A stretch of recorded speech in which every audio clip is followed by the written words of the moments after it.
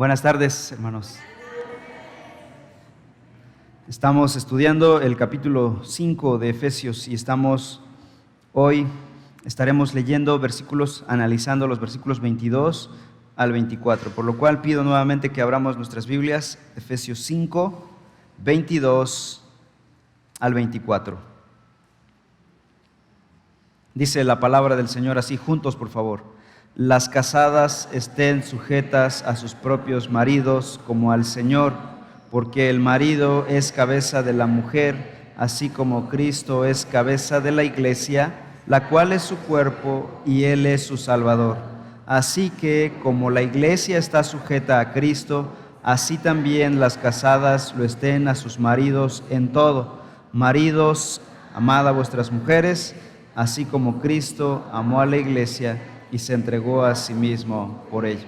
Bueno, me pasé un versículo, era hasta el 24, pero creo que el Señor nos quiere hablar también a nosotros, varones. Bueno, vamos a orar. Padre, en esta hora nos disponemos a estudiar tu palabra y queremos pedir tu bendición. Quiero pedir tu dirección también y sabiduría para hablar. Refrena mi boca de hablar cosas que no sean bíblicas, que sean producto de mi propio corazón caído, Señor, y te ruego que libres a tu iglesia, a tu pueblo santo, de ofensas que mis labios pudieran hacer, Señor. Te ruego que solo sea tu palabra la que se exprese y que podamos ser exhortados por ella, Señor. Te ruego que, como dijo Pablo en el capítulo 6, a fin de que al abrir mi boca sepa yo cómo debo expresarlo. Así que, Señor, bendícenos, transfórmanos con tu palabra, Dios. Direcciona nuestras familias, nuestros hogares, nuestros matrimonios con tu palabra. Te lo pedimos en el nombre de Cristo Jesús. Amén. Bien. Debido a que parte de la iglesia ha dejado la enseñanza de las Escrituras, ha habido un abandono a la palabra del Señor y hemos caído en meras charlas motivacionales. Hemos rebajado el púlpito a cuestiones meramente emocionales y psicológicas. Cuando hablamos la palabra de Dios y empezamos a ser exhortados por ella, esa enseñanza ya sabe como algo ridículo, como algo ofensivo para la mentalidad moderna, porque hemos abandonado la palabra del Señor. He puesto esta ilustración antes y yo nací en un lugar remoto en Chiapas y mis abuelos tenían su granja, ¿no? su rancho. Ahí nací, ahí crecí con ellos y recuerdo que la abuela ordeñaba las vacas y me daba un vaso de leche fresca, ¿no? Y decía, esta leche te va a ayudar a tu desarrollo pleno, ¿no? Y me daba un vaso y felices, y un vaso a todos los nietos que estábamos por ahí. Vine a Córdoba, años después crecí aquí en Córdoba, mis años de juventud, y quise intentar lo mismo cuando regresé a visitar a los abuelos, tomarme un vaso de leche fresca, y lo hice y casi me desmayo. Ya no soporté la fuerza de esa leche. ¿Por qué? Porque me acostumbré a tomar aquí la leche rebajada, la leche tratada, la leche en caja y no la leche auténtica. Pues algo similar pasa cuando nos acostumbramos a estudiar la Escritura de forma superficial, ligera, motivacional y hablamos meros discursos. Pero cuando regresamos y venimos a la Escritura y empezamos a profundizar la palabra del Señor, nos echamos un clavado en ella, como que esto ya nos marea, ¿no? Como que ya es muy fuerte para nosotros y decimos, es mucha palabra, ¿no? Es demasiado para mí. Para la mente moderna, hablar acerca de cómo es el matrimonio bíblicamente, decimos, eso es ridículo. Eso es ofensivo incluso. ¿Cómo una mujer sujetarme a un hombre? Suena desagradable porque nos hemos llenado de la filosofía del mundo y la iglesia no ha hecho su parte para contrarrestar, sino que apoya las posturas psicológicas de la sociedad. Cuando escuchamos esta palabra, decimos es fuerte. Y la verdad, los admiro porque están volviendo domingo tras domingo, ¿no?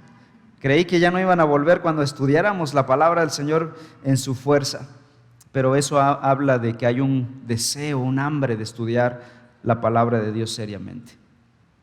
Pero pocas áreas en la vida moderna han sido tan distorsionadas y tan corrompidas como lo ha sido el matrimonio y la familia. Esto ha sido lo más corrompido por Satanás, usando todas sus herramientas, todo su arsenal, la filosofía del mundo y todos los medios. Satanás es mediático en ese sentido. Es decir, todos los medios populares y masivos son usados para evangelizar al individuo con una filosofía, como dice Pablo, Colosenses 2:9, filosofías huecas, sutilezas. Y no existen, dijimos al final del sermón de la semana pasada, no existen distinciones espirituales entre hombre y mujer, entre varón y mujer. Todos los cristianos somos iguales. Leímos Gálatas 3:28, donde dice: ya no hay judío ni griego, no hay esclavo ni libre, no hay varón ni mujer, porque todos vosotros sois uno en Cristo Jesús. En Cristo todos somos iguales, en dignidad, en esencia intrínseca, en nuestra naturaleza humana, delante de Dios todos somos iguales, dignos por la creación de Dios. Sin embargo, Dios sí hizo distinción en cuestiones de funciones y de roles. De eso estamos hablando, no me malinterpreten. No vaya a salir en el periódico próximamente diciendo: Iglesia Bautista Reforma está en contra de las mujeres, ¿no? O en contra de los varones. Estamos hablando en cuestión de dignidad, todos somos iguales, pero en cuestión de funciones y de roles y de llamados, hay un llamado para las damas, hay un llamado para los varones. Aunque no hay diferencias de valor, no hay diferencias en derechos espirituales delante de Dios, el Señor ha dado cierta autoridad a algunos. Por ejemplo, a los líderes de la iglesia se les ha delegado la responsabilidad de liderar las iglesias locales. A los esposos se les ha delegado la autoridad sobre sus esposas, a los padres se les ha delegado la autoridad sobre sus hijos y a los patrones se les ha delegado responsabilidad de autoridad sobre sus empleados. La palabra del Señor. Ahora, hay una manera de hacerlo y es lo que vamos a escudriñar a continuación. En estos primeros versículos 22 al 24, el apóstol Pablo llama a las damas en primer lugar. Y hermanos, no canten victoria, porque la próxima semana seremos llamados nosotros. Y es más grande nuestra responsabilidad. Anticipo. Cuando dice Pablo: maridos, amad a vuestras mujeres, así como Cristo amó a la iglesia y se entregó a sí mismo por ella. Si creían que sujetarse al varón era difícil, amar al punto del sacrificio como Cristo a la iglesia no tiene analogías. Así que en silencio escuchemos, ¿no? Pero en estos versículos 22 al 24, Pablo va a desarrollar su tesis con respecto a estas verdades espirituales, con respecto a las prioridades de la esposa en relación con el esposo. En primer lugar, veamos la cuestión de la sujeción. Nos vamos a detener un poquito ahí porque quisiera limpiar todos los conceptos y prejuicios que traigamos de la sociedad al acercarnos a esta palabra y de entrada rechazarlo. La sujeción es incorrecta, es antibíblica. Vamos a ver a la luz de la Escritura qué realmente está diciendo Pablo aquí. Dice el versículo 22 entonces: las casadas estén sujetas a sus propios maridos. Y Pablo no se disculpa y parece muy fuerte, pero vamos a ver el entorno y veremos la realidad de las cosas. En primer lugar, este es un mandamiento para ¿quiénes? Para las casadas. Se aplica a mujeres que están voluntariamente unidas a un varón. La Biblia no manda a la mujer en general a someterse a un hombre que no sea su esposo, que no sea su padre o que no sea su pastor o su patrón. Lo único que pide la Biblia es que nos sometamos unos a otros cristianamente, versículo 21. Pero no hay una sumisión particular y específica de una mujer a cualquier varón. Las casadas lo estén a sus esposos, a sus padres, a sus líderes, a sus autoridades y a sus amos, si es que tienen jefes en trabajo. Por el otro lado, el cumplimiento de este mandamiento no depende de la inteligencia del varón, o sea, del esposo. O sea, no hay una condición que adjetive la sumisión de la mujer. No depende de su inteligencia, ni de su carácter, ni de su actitud, ni de su condición espiritual, ni de su condición económica, ni cualquier otra consideración. La Biblia dice: someteos, sujetaos a sus propios maridos. Punto. Pablo dice de manera categórica: a todas las esposas creyentes estén sujetas a sus propios maridos. La palabra griega hupotasos, esa palabra hupo es estar debajo de, significa renunciar a los derechos individuales, y el énfasis está en la sumisión voluntaria de uno mismo a alguien más. La sumisión entonces es una respuesta voluntaria, no es forzada, respuesta voluntaria primeramente a la voluntad de Dios. Cuando obedeces, te sometes a tu esposo, lo estás haciendo porque es la voluntad de Dios, no porque aquí yo mando y punto. Es porque el Señor así lo ha diseñado. El diseño de Dios fue, dijimos al principio de la primera exposición de esta sección, Dios creó el principio de autoridad y sumisión. Entonces Dios manda a someternos unos a otros como creyentes en general y a la autoridad en particular. ¿Sí? En este caso, manda a las esposas sujetarse a sus propios esposos. Ojo, a la esposa no se le está mandando aquí obedecer como los hijos obedezcan a sus padres y los empleados obedezcan a sus amos. ¿Qué se le está mandando a la esposa? Sujeción al esposo. Es decir, un esposo no debe tratar a su esposa como a un hijo o como a un empleado, sino como a un ser coigual delante de Dios. Ella no le pertenece para responder a todos sus caprichos y órdenes, y viceversa. O sea, la esposa tampoco debe tratar al esposo como a un hijo o como a un empleado. Y esto es lo que ha dañado el matrimonio, cuando uno de los dos ve al otro como un sustituto, ya sea de su hijo o de su papá. Esto, por la herencia que traemos de nuestras familias, muchas de nuestras familias fueron disfuncionales, me cuento a mí mismo dentro de ellas. Heredamos esos patrones y los queremos aplicar, reproducir, o no los queremos reproducir en nuestros propios matrimonios, y tratamos al cónyuge como a hijo y lo queremos mandar: oye, levanta eso, haz aquello. Somos seres coiguales, hay respeto, y cuando se pierde ese respeto, todo lo demás se empieza a resquebrajar lentamente. De hecho, en los versículos 25 al 33, Pablo va a describir la responsabilidad del varón, del esposo, como el que es cabeza del hogar, pero que desempeña esa responsabilidad en amor, es proveedor, es protector y sirve a su familia. No se ensaña de ellos de acuerdo a sus antojos personales. Así que hay un equilibrio aquí. No es de: ya ves, te lo dije, te debes sujetar a mí, ¿no? O ya ves, me debes amar a mí. Hay mutua responsabilidad aquí. De hecho, dice Pablo, versículo 22, las casadas estén sujetas ¿a quiénes? A sus propios maridos. Sugiere el sentido de pertenencia. Ella no está con el varón forzadamente, o no es una cuestión meramente legal, sino que sabe que se pertenecen mutuamente.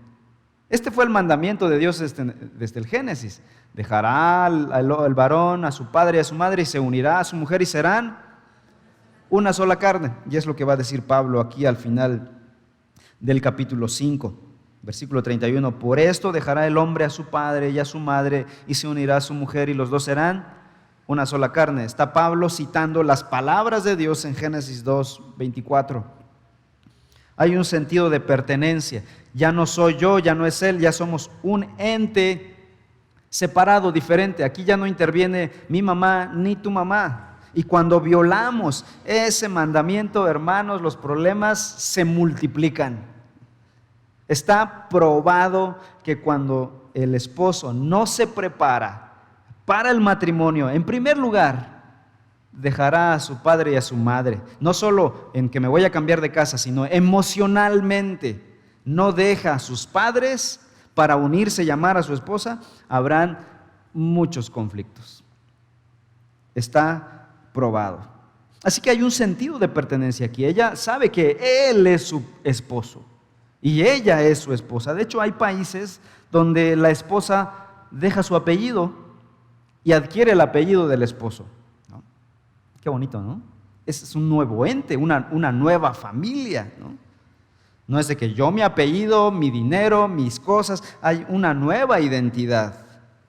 Así que de buena voluntad ella se sujeta a aquel a quien ella posee como su propio esposo. Repito, las distinciones entre las posiciones de cabeza y sumisión son solamente funcionales y fueron ordenadas por Dios para que esto funcione. Si no, un cuerpo con dos cabezas no funcionaría. De hecho, sería un ser anormal. Un matrimonio con dos cabezas, entonces es un ser anormal. Está tirándole a un monstruo. Y así van a vivir. Cuando no hay liderazgo, cuando el esposo no es cabeza, no quiere serlo, o la esposa no le permite ser cabeza, o no lo motiva, no lo ayuda. Este es el hermoso diseño de Dios para el matrimonio. Y así funciona un matrimonio. Qué bonito suena, pero regresemos a la realidad. Génesis capítulo 3 nos narra un lamentable hecho llamado, es un término teológico, la caída. Y la caída no es nada más de que nos tropezamos y pum. Llegó a ser un término teológico de tal manera que implican muchas cosas. Es un evento cósmico con consecuencias catastróficas a largo alcance en el tiempo y en la geografía. Con la caída del hombre en pecado, cuando Adán y Eva desobedecieran a Dios, entró el pecado en el mundo, vino la maldición como consecuencia. La distorsión de la sumisión de la esposa fue de inmediato. O sea, lo que era hermoso se distorsionó de inmediato con la entrada del pecado. Y la autoridad del hombre también fue distorsionada. Entonces, ambos fueron afectados. Fue el comienzo de la guerra de los sexos, el surgimiento de la liberación femenina y del machismo masculino. A partir de ahí, las mujeres tienen una inclinación pecaminosa a querer usurpar la autoridad de los hombres, y los hombres tienen la inclinación pecaminosa de poner a las mujeres bajo sus pies. Ambos son actitudes corruptas del diseño de Dios. Después de la caída, Dios procedió a dictar sentencia. ¿Y qué dijo? ¿Qué dijo en el caso de la mujer? Ahorita llamamos a la mujer. ¿Qué le dijo Dios a la mujer? Génesis 3:16. Tu deseo, y aquí está la sentencia categórica de Dios para la mujer, tu deseo será para tu marido, y él se enseñoreará de ti, con dolores darás a luz tus hijos. Ahora, la maldición no es el tener hijos, es la forma en que se tendrían. La maldición no es sujetarte al esposo, sino la forma en que ahora se va a hacer. ¿Se dan cuenta? O sea, esto de que la mujer se sujetara al esposo ya venía desde antes de la caída. No fue un resultado de la caída.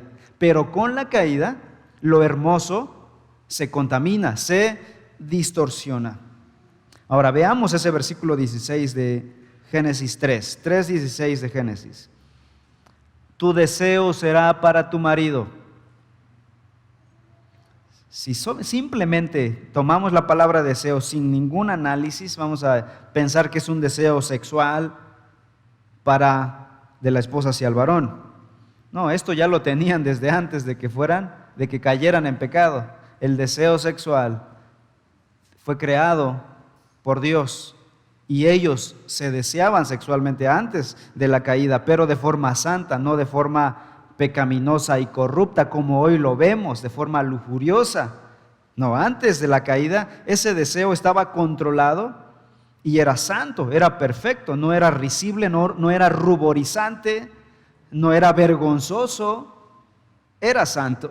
Pero con la caída, esto se distorsiona. Entonces la palabra deseo aquí no se refiere al deseo sexual, se refiere a la raíz árabe de este término, significa forzar o tratar de controlar. La maldición para el hombre fue: y él se enseñoreará de ti.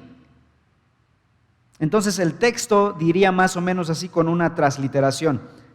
Dios le está condenando a la mujer diciendo: tu deseo de controlar a tu marido será evidente, pero el deseo de tu marido será tener autoritarismo despótico sobre ti. ¿Se dan cuenta? No es un deseo sexual, eso ya lo tenían. Se refiere al deseo de la mujer de controlar al varón. Es decir, esa es una maldición, hermanas. El deseo de controlar a los varones es la maldición de Dios por la desobediencia en la caída.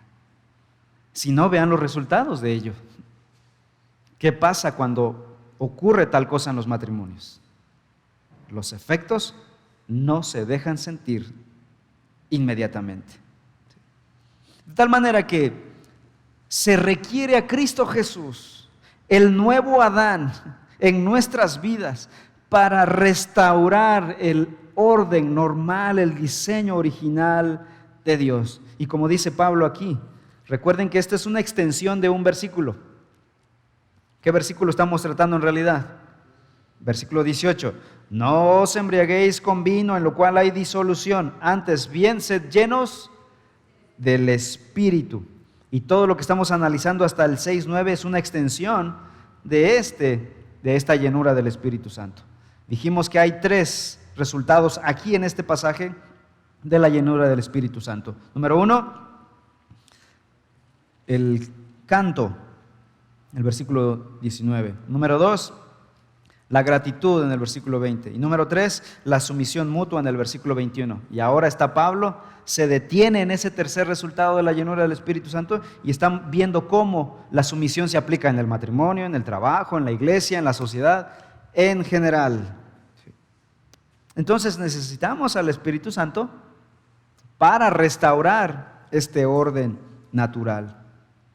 Dios creó a Eva del costado de Adán y ordenó que fuese su ayuda idónea. Adán fue creado para hacer la tarea y pudo haberlo dejado así, al varón, solamente hombre, para hacer su trabajo. Pero Dios dijo: voy a hacerle ayuda idónea. ¿Por qué causa creó ayuda? No por la necesidad física de Adán, sino por causa del proyecto de Dios, del reino de Dios en la tierra, y le creó ayuda. El hombre fue creado primero y en términos generales también fue creado para ser más fuerte en el sentido físico y emocional, para enfrentar el gran proyecto que tenía delante. Y de hecho, Adán hizo la tarea antes de que llegara Eva: ponerle nombre a todos los animales. ¿Saben qué? Eso no requiere de 1 hora, 2 horas. Eso llevaron días y tal vez meses. Fue un proyecto de inteligencia, un trabajo científico. Y Dios dio las neuronas suficientes a Adán para llevar a cabo este trabajo. Y después Dios crea a la mujer para ayudarle. Y dice 1 de Pedro 3:7, como un vaso más frágil, dice el apóstol Pedro. Ciertamente el feminismo no va a aceptar esto, va a decir: no, nosotros somos tan fuertes y miren, y están buscando, como en la antigüedad, esto no es nuevo, como en la época de los romanos, las mujeres hacían lucha libre, esgrima y otras cosas para mostrar que también estaban capacitadas para ello. Pero esa cultura se vino abajo. ¿Cuánto nos va a durar el feminismo del siglo XX y XXI? Veremos.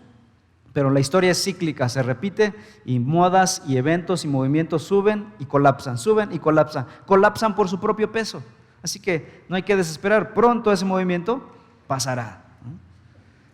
Nuestra sociedad ha sido bombardeada con la filosofía humanista de una sociedad sin sexos. O sea, lo que finalmente proponen esta filosofía humanista es que seamos asexuales, todos igualitos. Va totalmente contra el diseño de Dios. Nos vemos atacados por los conceptos impíos y ateos de la independencia suprema del hombre frente a toda ley y autoridad. Queremos una sociedad antinomianista, es decir, contra la ley. Queremos una sociedad sin ley. Pregunto yo, si se llegara a cumplir el sueño de los anarquistas, ¿qué pasaría con nuestra sociedad? ¿Qué pasaría con una sociedad sin ley y orden? Está probado, y esto está probado a la luz de la filosofía. Todos los filósofos del Renacimiento para acá, desde René Descartes, Emmanuel Kant y todos ellos, que no eran ateos, o sea, algunos piensan y acusan a estos hombres de ateos, no eran ateos. Cuando uno lee su filosofía te das cuenta de que no eran ateos. Ellos proponían un camino para llegar a conocer a Dios aparte de la Biblia. Estaban proponiendo un camino científico, muy loable, nunca se logra, pero no eran ateos. Y ellos decían, una sociedad sin ley y sin orden está destinada al colapso. No es una sociedad viable, una cultura sin ley. Entonces, a la luz de la filosofía de los más inteligentes, una sociedad anarquista no soporta. ¿Qué está pasando en Chile, en Ecuador, en Nicaragua, en nuestro país? Esto puede colapsar si seguimos así. Si todos salimos a la calle con un arma, esto no va a durar ni una hora. Destruimos nuestro país. Hermanos, estamos peleando contra Dios. Esto por el amor de Dios, esto es increíble, que estemos peleando contra Dios, contra el diseño de Dios, y que los creyentes incluso estemos creyendo la filosofía de las feministas, de los machistas, de los anarquistas, y toda filosofía que va en contra de Dios. Pero la Biblia dice, hermanos y hermanas, Colosenses 3:18, casadas, estad sujetas a vuestros maridos como conviene al Señor. Y la idea, nuevamente, no es marginar a la mujer, sino funcionar correctamente por voluntad propia, inteligentemente, bajo el diseño de Dios. Eso es inteligente. Hacer la voluntad de Dios es inteligente. Lo más sensato que un ser humano pueda hacer en esta tierra, hermanos, es creer en Cristo y obedecer su palabra. Lo más tonto que un ser humano pueda hacer en su existencia es haber rechazado la obra de Cristo Jesús y su palabra. Y eso lo comprobaremos el día en que estemos parados frente al juez del universo. Allí veremos que nuestras decisiones tuvieron sentido real. Primera de Pedro 3, dice el apóstol en el versículo 1, así: asimismo, vosotras mujeres, estad sujetas a vuestros maridos, para que también los que no creen en la palabra sean ganados sin palabra por la conducta de sus esposas. Versículo 2, considerando vuestra conducta casta y respetuosa. Así que Pedro dice que las esposas deben sujetarse al esposo, aún, y esto lo dice aquí el apóstol, cuando sus esposos no sean creyentes. ¿Para qué? Para que ellos sean ganados, incluso sin palabras. Hermanas, escuchen esto. En lugar de criticar y predicarle al esposo cada rato un sermón, al esposo no cristiano, la esposa cristiana es llamada simplemente a darle un ejemplo de vida transformada, mostrándole el poder y la belleza del evangelio con su propia vida. Y es que la humildad, el amor, la pureza moral y el respeto no tienen rivales para conquistar cualquier corazón endurecido.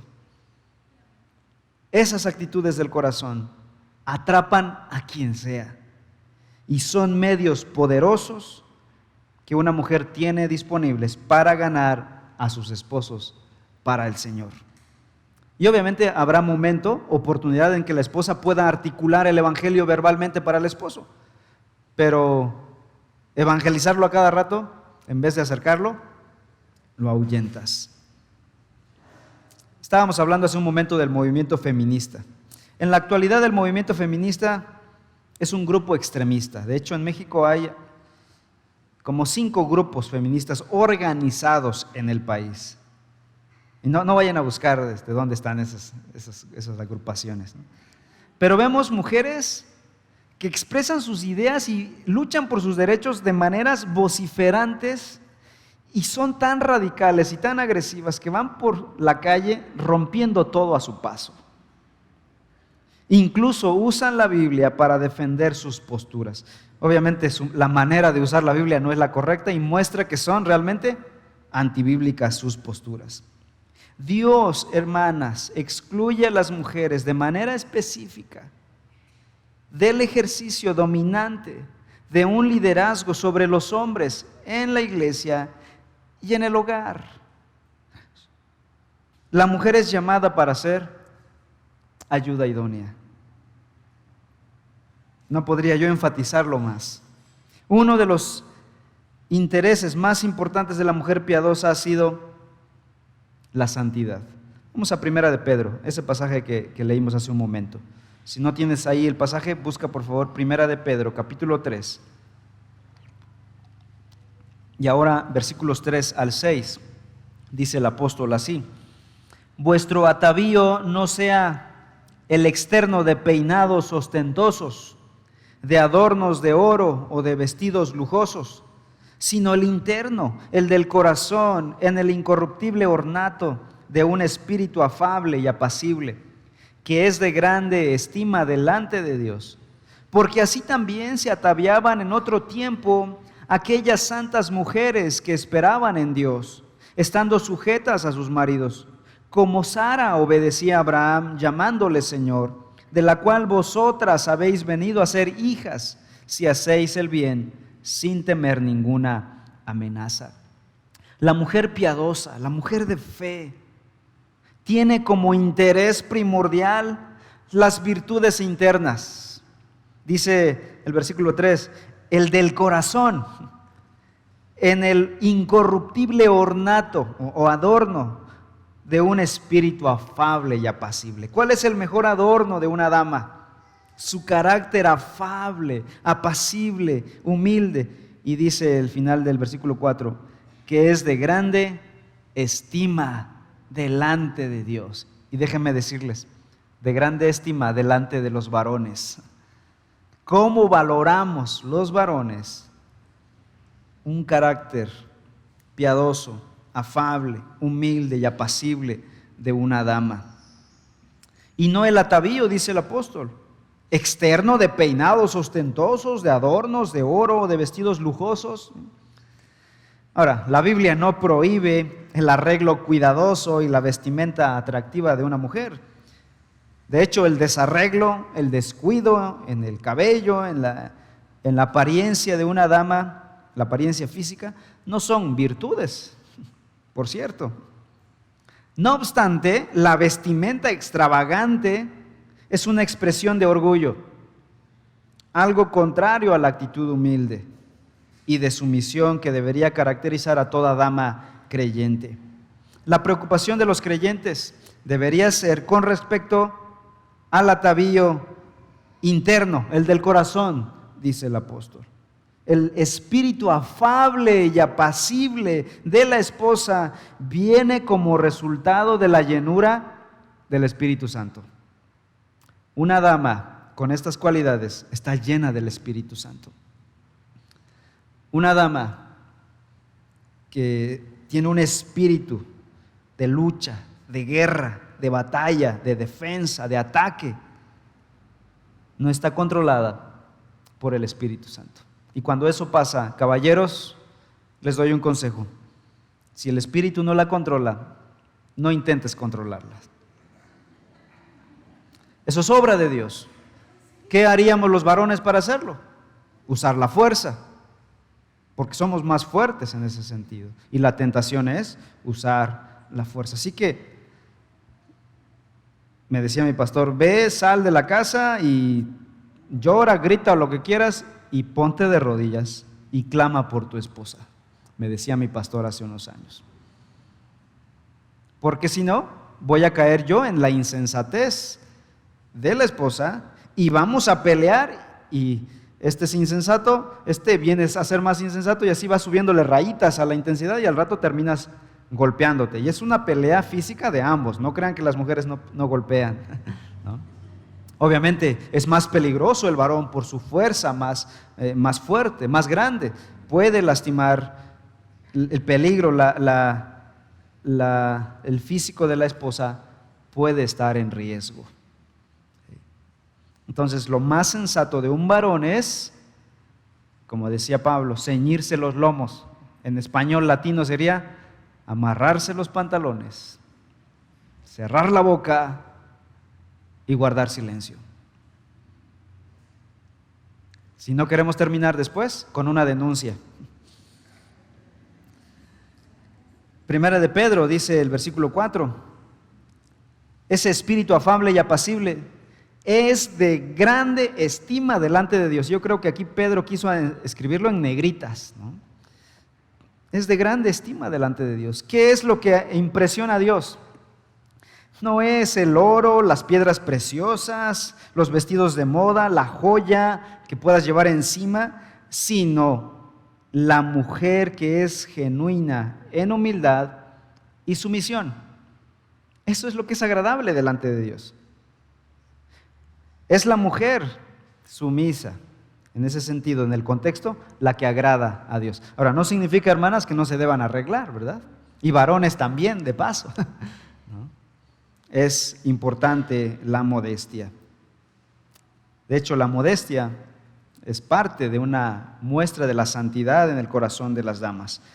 Es la mujer que impacta la vida de los hijos, veíamos la semana pasada, la vida de la familia y por lo tanto impacta a la sociedad. Hermanos, un impacto duradero es el de la mujer sumisa desde su hogar. Tiene más impacto que las vociferantes feministas que van destrozando todo a su paso. El impacto real en la sociedad viene desde la casa con una mujer poderosa en sujeción y en habilidades. Está impactando a la sociedad y nadie le está tomando fotos, está fotografiando, sacando notas del periódico de lo que una dama del Señor piadosa hace en su casa.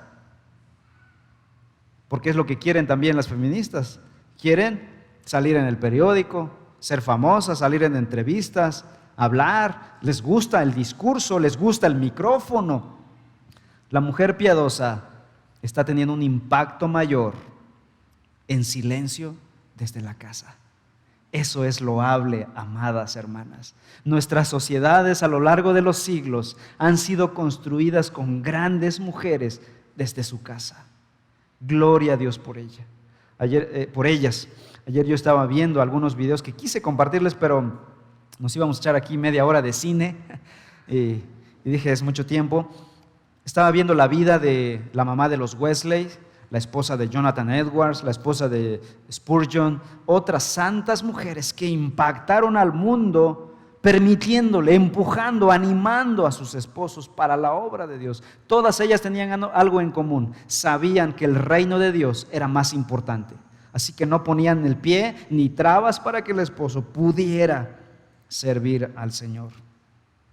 Jonathan Edwards fue uno de los teólogos, dice uno de mis profesores, que es el teólogo más grande de la era moderna de los Estados Unidos. Detrás de él estaba una mujer muy inteligente, muy capaz, que tuvo 10 hijos, en realidad tuvo 20, pero 15, se le murieron 5. Atendía a 10 niños. Ella confeccionaba la ropa de sus chicos. Esto fue en 1750 aproximadamente, ya se imaginarán. Ella hacía agua del hielo que llenaba el invierno frío de Estados Unidos. Veía sus animales, sus legumbres para alimentar a sus pequeños, educaba a sus niños en casa, apoyaba a su esposo y recibía visitas todo el año. Atendía a huéspedes Y uno de los teólogos más grandes también de su tiempo dijo que ella era una de las mujeres más afables que había conocido en toda su vida. 10 niños no la desquiciaban, y aún así mostraba el mejor rostro para las visitas. Impactantes mujeres. Dios les ha dado una fortaleza impresionante. ¿De dónde sacan fuerzas? Dice uno. El hombre es más fuerte que ella físicamente, pero pareciera lo contrario cuando hace tantas cosas. Es el Espíritu de Dios en ellas. Esta es la belleza, esta es la verdadera feminidad bíblica. Este es el feminismo bíblico, realmente. Tito capítulo 2, por favor, busquen Tito 2, versículos 3 al 5. Tito 2, 3 al 5, dice la palabra del Señor así: las ancianas asimismo sean reverentes en su porte, no calumniadoras, no esclavas del vino, maestras del bien, que enseñen a las mujeres jóvenes a amar a sus maridos y a sus hijos, a ser prudentes, castas, cuidadosas de su casa, buenas, sujetas a sus maridos, para que la palabra de Dios no sea blasfemada. Aquí está hablando de las mujeres cristianas de mayor edad, aquellas que ya no tienen pequeños, ya no están en la época de crianza. Dice aquí Pablo, entre Pedro y Pablo, ¿verdad? Es difícil. El apóstol Pablo llama a estas santas mujeres que han pasado esa etapa, primeramente a ser reverentes. Y esto implica ser respetuosas, respetar a los demás. No se ha acabado la tarea. Y dice el apóstol, no sean murmuradoras. Una de las tentaciones de las mujeres con experiencia en la crianza, en el matrimonio y en la vida es murmurar de las jóvenes. Y el ciclo es repetitivo, ¿no? Después estas pasan y se burlan de las siguientes y así generación a generación. Es una maldición, es algo antibíblico que el creyente debe romper, la dama creyente debe romper. Y Pablo dice, sean reverentes. Pero también también dice, aguas con otros vicios. Y aquí dice, no dadas al vino, ¿no? Porque como ya no hay mucho que hacer, hay ociosidad, ¿no? Deben dedicarse de manera activa a enseñar a otras mujeres jóvenes, dice el apóstol. En nuestra época, esta tarea sería bienvenida, pero se necesita la gracia de Dios primero en estas damas maduras. Necesitan primero el trato del Espíritu para poder acercarse hacia las jóvenes con amor, con respeto y con sabiduría bíblica. Pero en nuestra época actual, hermanas, hermanos, hay una urgente necesidad de que las mujeres jóvenes sean cuidadosas de su casa, dice el apóstol aquí. Enseñarle a las mujeres jóvenes a que sean cuidadosas de su casa. La tragedia de la familia moderna es padres ausentes. Me metí a la página de INEGI y encontré que hay 21 millones de mujeres que laboran fuera de su casa. De ellas, escuchen, 15.785.000, esto es el INEGI de 2018, eran madres de al menos un hijo de edad escolar. 15.785.000 mamás teniendo un hijo de edad escolar que trabajaban fuera de la casa. Esto es un número grande. La expresión cuidadosas de su casa del versículo 5 proviene del verbo griego compuesto oikourgos. Déjenme decirle por qué voy a mencionar esta palabra. Se deriva de dos palabras. Oikos significa casa, de ahí la palabra oikonomía o economía, que es decir, el dinero de la casa, de ahí se tomó. Y la palabra derivada de ergón, que es obra, es decir, obra de la casa. En otras palabras, no se trata de que una mujer se mantenga ocupada en la casa, sino que el hogar es su lugar básico de empleo. Es el trabajo que ha recibido por asignación divina. Primera de Timoteo 5:14 dice que las viudas jóvenes, esta es una recomendación del apóstol Pablo, se casen, críen hijos, gobiernen su casa. que no den al adversario ninguna ocasión de maledicencia. 1 Timoteo 5:14. Seguramente ya están preguntando, hermanos, entonces ¿sugieres que no trabaje yo fuera de mi casa? Bueno, gracias por preguntar. No queremos ser reduccionistas en ese sentido. Escuchen, esta es la premisa, esta es la tesis de la exposición. Las mujeres tienen un santo llamado a algo específico. Deben estar ocupadas en sus casas. Las mujeres casadas deben amar a sus maridos y a sus hijos. Este es el llamado de Dios para la dama. Sin embargo, hay algunas aristas. ¿Cómo se aplica esto a la realidad? Antes de que me apedreen las hermanas, esto no significa que una mujer no pueda estar ocupada en la iglesia, enseñando en una escuela, trabajando en una panadería o en una oficina. Tampoco significa que las mujeres no estudien. No significa tal cosa. No significa tampoco que la mujer sea menos inteligente que el hombre. De hecho, hay amas de casa que son médicos profesionales, músicos renombrados, son maestras, son artistas, son pintoras, psicólogas, profesoras, etcétera, etcétera. Lo que sí significa, escuchen, es que no está permitido que estas cosas compitan con su prioridad, que es el hogar. No está permitido que esas cosas usurpen a la familia de la dama. El hogar, hermanas creyentes, es la prioridad de la esposa. ¿Por qué? Porque el hogar es la prioridad de Dios para la esposa, no del discurso meramente. Las mujeres piadosas entonces conscientemente tomarán la decisión de dejar atrás esos empleos y esas oportunidades, tal vez de manera permanente o tal vez de manera temporal, mientras le dedican un tiempo y su energía al hogar y a su familia. Algunos consideran esto un desperdicio de educación, un desperdicio de talento. Pero la mujer cristiana que ve más allá que los hombres sin Dios, sabe que está invirtiendo para la eternidad, que su impacto no es solo para la tierra, no es solo hacer dinero para una empresa, para que un jefe se enriquezca. Ella está honrando a un amo mayor, está honrando a Dios. Dice Paul David Tripp, el deber de los padres, y en este contexto el de la mamá, no es solo hacer ciudadanos buenos, sino hacer ciudadanos eternos. Esa es nuestra meta con los hijos. Ella sabe, la mujer piadosa sabe que su hogar es un lugar lo suficientemente valioso como para aportar toda su educación, todo su entrenamiento, todo su bagaje y todos sus talentos allí. Vale la pena. Ella sabe que este es el lugar que requiere el mayor entrenamiento posible. Algunas piensan que es la oficina la que requiere. ¿Por qué te preparas? ¿Por qué estudias? Por la oficina.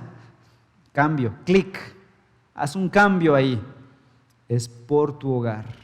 Es ahí donde se requiere el mayor entrenamiento, porque las mamás llegan a ser doctoras, llegan a ser maestras, abogadas, consejeras, llegan a ser de todo, cocineras, chefs, etcétera, etcétera. La multiplicidad, la diversidad de habilidades y de conocimientos se conjugan en la casa.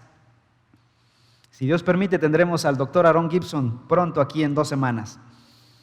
Y una de las bendiciones que va a traer el hermano, y que yo deseaba que así fuese, es que vendrá su esposa con él. Una mujer excelente. Tienen 5 hijos.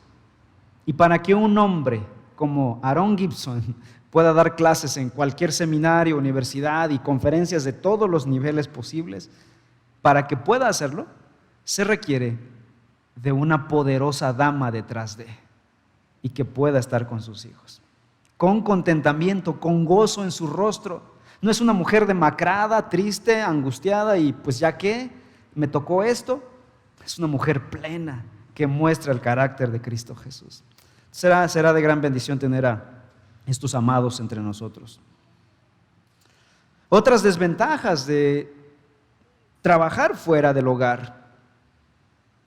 Trabajar fuera del hogar puede tener algunos peligros. Por ejemplo, el trabajar fuera implica que la mujer se va a someter a otro hombre como su amo, como su jefe, y esto ha generado problemas en la historia. También es probable que se vuelva más independiente en muchos sentidos, por ejemplo, el económico, con lo cual contribuye mucho a la fragmentación de la unidad familiar. También se pone en peligro de sucumbir ante la seducción del mundo, de los negocios. Se da cuenta de que es muy capaz, puede sucumbir y puede sentirse cada vez menos satisfecha con el cumplimiento de sus responsabilidades en el hogar, por causa de esta seducción. Obviamente, sin contar los múltiples daños emocionales causados en los hijos, en la vida de los hijos abandonados: inseguridad, temor, indisciplina, pereza, etcétera, etcétera. No estoy diciendo también, hermanas, esto no quiere decir que de forma automática las mamás que están en su casa sean las más santas del mundo y que por lo tanto son más espirituales que las que trabajan fuera. No, de hecho, muchas mamás que nunca han trabajado fuera de su casa no han hecho mucho tampoco por fortalecer y bendecir el hogar. Se involucran en el vicio del chisme cuando están en casa, si no tienen al Espíritu Santo, en la murmuración, en la crítica, en el desperdicio de tiempo en redes sociales, telenovelas indecentes y muchas otras cosas que pueden ser destructivos, lejos de bendecir al hogar. Pero, escuchen, hermanos, pido su respeto, por favor. Lo cierto es que la única oportunidad que una mujer tiene para cumplir plenamente el plan de Dios para su vida es como esposa y madre en el hogar. Obviamente, habrán mujeres cristianas, santas, que aman a Dios, aman a sus hijos, aman a sus familias, que no tienen otra opción, que tendrán que buscar provisión para sus hijos. El Señor las llama a proveer para sus hijos. Tienen la fuerza, tienen la gracia. Tendrán que batallar contra muchos obstáculos, contra dónde dejar a los hijos, contra los peligros de abandonar a los hijos en manos extrañas. El abuso infantil es producto del abandono de los padres. Y qué triste es ese pecado del abuso infantil. Pero tendrán que proveer para sus hijos. Tendrán que luchar contra el orgullo de decir: yo puedo y no necesito a ningún hombre en mi vida. Es el peligro de ser tan independientes que les cueste después la sujeción en la iglesia y en el mundo en general. Pero la gran mayoría, hablando de estas excepciones que sí las hay, la gran mayoría de las mujeres que trabajan fuera del hogar lo hacen por cumplir sueños personales, de realización personal, o por tener una mejor calidad de vida. Muchas madres jóvenes dejan a sus bebés de meses con niñeras, con el objeto de trabajar y de ganar más dinero por la simple razón de evadir la responsabilidad del hogar, porque se requiere mucho para cuidar el hogar.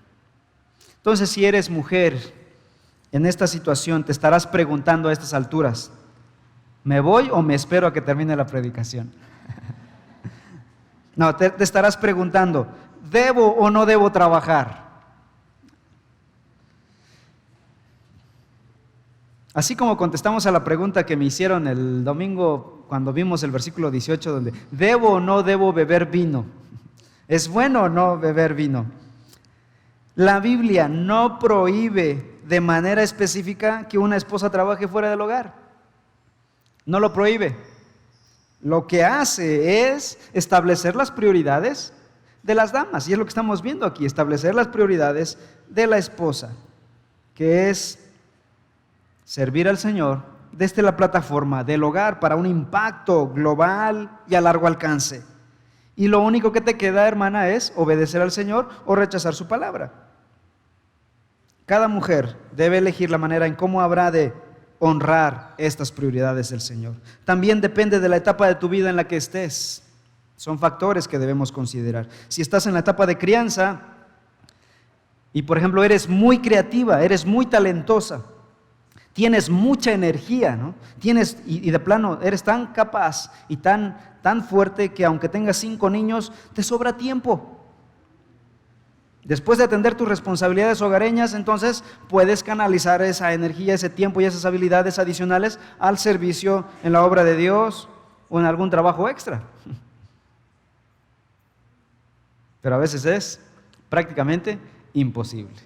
Las hermanas quedan out, quedan rendidas después de atender a los chiquillos. La esposa piadosa de Proverbios 31 cuidaba a su esposa e hijos. Si tú lees versículos 10 al 31, hay una descripción de esta mujer y cuida a su esposo, a sus hijos, y después hacía compras con diligencia, supervisaba diversos negocios, ayudaba a los pobres, daba consejos sabios, era una buena maestra y la respetaban en gran manera sus hijos y su esposo, e incluso la comunidad. No obstante, ella hacía todas estas cosas desde su hogar como el centro básico de sus operaciones. Así que, hermanas, con los medios de comunicación actual, con el transporte moderno, con la tecnología que tenemos, muchas de ustedes, con las habilidades y capacidades que tienen, quizá puedan trabajar desde la casa, sin descuidar el hogar. Pero esa no es la norma, es la forma de ver cómo aterriza esta realidad. Bien, regresemos a Efesios 5, 22. Hemos visto la primera frase. Vamos a seguir con las siguientes frases, de a 40 minutos cada frase. Vamos a ir saliendo aquí a las 5 de la tarde. No, vamos a ir rapidísimo. ¿Cómo se sujeta la mujer al varón? Como al Señor, dice el versículo 22. Las casadas estén sujetas a sus propios maridos como al Señor. Aunque algunas veces los esposos serán desconsiderados, poco sensitivos con la esposa, ingratos o tal vez poco capaces, la mujer llena del Espíritu, en este caso la esposa, está sujeta de todas maneras porque esa es la voluntad del Señor y se sujeta a Él porque es la voluntad de Dios. Una esposa que se sujeta de la forma de vida a su esposo también se está sometiendo al Señor. Una esposa que no se sujeta a su esposo tampoco se está sujetando al Señor. No podríamos decir soy plena en la palabra de Dios pero no me sujeto a mi esposo. Sería antitético. Luego, versículo 23. ¿Cuál es el motivo de la sujeción de la mujer? Porque el marido es cabeza de la mujer, así como Cristo es cabeza de la iglesia. Aquí hay una analogía, hay un ejemplo. La cabeza da dirección al cuerpo, ¿verdad? Es mi cabeza la que dirige mi cuerpo. ¿Qué pasaría si mi cabeza da una orden y mi cuerpo no responde? Chocamos contra la pared, ¿no? De igual modo, una esposa que no responde de la manera debida a la dirección de su cabeza, que es su esposo, se atrofiará el matrimonio. Por eso no hay dirección en los matrimonios. ¿A dónde vamos como matrimonio? ¿Cuál es el proyecto de vida a corto, mediano y largo plazo? Alguna vez nos tuvimos que sentar mi esposa y yo para decir, tenemos un proyecto de vida, vamos hacia allá. Si el Señor nos da vida, en tantos años debimos estar aquí, en siguiente etapa debemos estar acá y así sucesivamente. Ella también, la esposa, una esposa con amor y buena voluntad, responde al liderazgo del esposo, trae honra al Señor, a su familia, al esposo, a la iglesia y honra a ella misma. Y ese es un buen testimonio del Evangelio. Y finalmente, ¿quién es el modelo de sujeción, hermanas? Y sigue diciendo, la cual es su cuerpo y Él es su Salvador. Así que como la iglesia está sujeta a Cristo, así también las casadas lo estén a sus maridos en todo. Pareciera ser que la iglesia es el modelo de sujeción, pero es Cristo quien se entregó a sí mismo por la iglesia. Él sujetó su propia voluntad al Padre y murió por la iglesia. Él es el modelo de sujeción de la esposa. Así como Él entregó su vida, se entregó en sacrificio, ella se entrega para seguir el diseño de Dios. El motivo final es la gloria de Dios. Conclusión. Al estudiar la Biblia a profundidad, somos retados, hermanos. Somos exhortados, pero también hemos sido maravillados y animados en el Evangelio. Somos llamados a una nueva dimensión de vida. Efesios 5, el versículo 1 dijo, sed pues imitadores de Dios como hijos amados. Y aquí están todas estas cosas que hemos visto. Mi pregunta es, ¿cómo responderás tú a esta palabra? Déjenme leerles Juan capítulo 6, el versículo 60. No lo busquen. Jesús había hecho milagros, había alimentado a 5,000 y había caminado en el mar. Y la gente buscaba a Jesús. Y después les dio un sermón, les predicó. Y vean cómo respondió la gente. Versículo 60. Al oír las palabras de Jesús, muchos de sus discípulos dijeron, dura es esta palabra, ¿quién la puede oír? Y luego más adelante dice que muchos de ellos se fueron y dejaron a Jesús. En el versículo 67 Jesús les dice, ¿queréis acaso iros también vosotros? Les dijo Jesús a sus discípulos. Le respondió Simón Pedro, Señor, ¿a quién iremos? Tú tienes palabras de vida eterna y nosotros hemos creído y conocemos que tú eres el Cristo, el Hijo del Dios viviente. Hermanos, ciertamente esta palabra es dura, pero si hemos creído en Cristo Jesús, ¿a quién iremos? Esas palabras duras son también palabras de vida eterna y son la máxima bendición para nosotros. No tenemos a dónde ir más que a Cristo Jesús. Amén. Vamos a orar. Padre, nosotros también hemos creído que tu Hijo Jesús es el Cristo, el Hijo del Dios viviente. Y por lo tanto nuestras vidas no tienen otra alternativa. Y tu palabra para nosotros no es dura, no es mala, es buena, es vida eterna, es bendición. Es dura porque nuestro pecado es duro, porque nuestro corazón es duro. Pero te pido, Señor, que nos ablandes, que nos muestres la gloria de Cristo y podamos vivir conforme a tu voluntad, manifestando la obra de Cristo en nuestras vidas y especialmente en nuestros matrimonios. Bendice a mis hermanas, Señor, en su loable trabajo de bendecir nuestros hogares con sabiduría, con piedad, con amor y con su trabajo. Exáltalas a tu manera, Señor. Corrige si hay pecado en su vida, Señor, si no están cumpliendo tu voluntad. Te lo ruego en el nombre de Cristo Jesús. Amén.